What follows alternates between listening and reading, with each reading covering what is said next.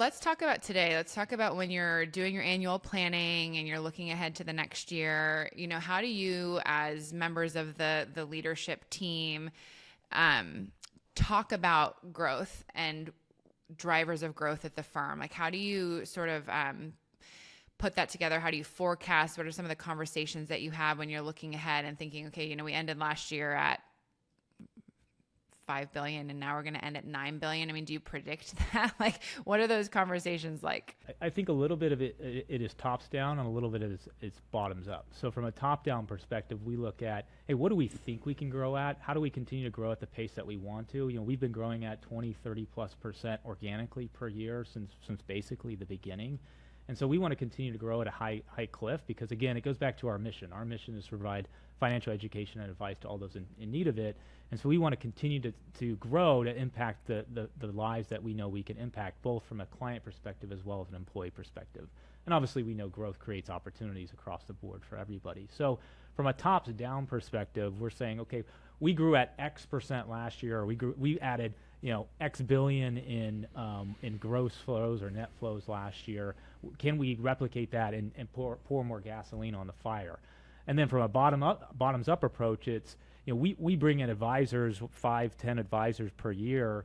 How do we continue to feed them? All right, we make certain promises when we bring on advisors that, hey, we can get you to a certain level of AUM, revenue, and income faster than you can. I think our goal is 100 million in assets in 2 years, 200 million in 5 years, with an advisor joining us with no book of business. It doesn't mean they're 22 and have no experience. Typically, we're hiring somebody with 10, 15, 20 years of experience. They're just coming from an environment where they don't have a book to bring with them.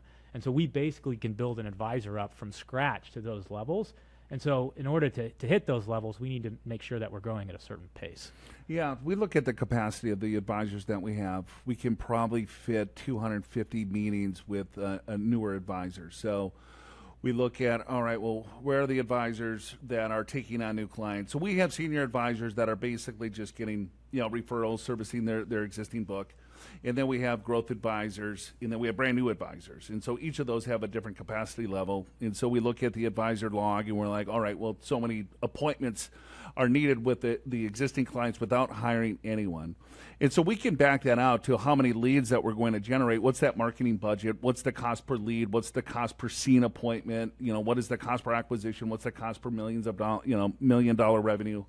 And so we kind of factor all of that in too. And so we're like, all right, well, we need to get these advisors to a certain level because they come in with zero book.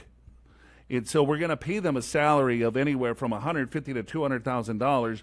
They need to get to that J curve fairly quickly because we're also putting in a lot of money into marketing behind them. So, I think also marketing and lead generation is one thing. And I think anyone can basically generate leads today. You just call Michael Carvin at Smart Asset, and he will gladly sell you a bunch of leads. I think where companies in where we've been successful is a very well-defined sales process on how we're bringing these people through a prospect to a long-term paying client.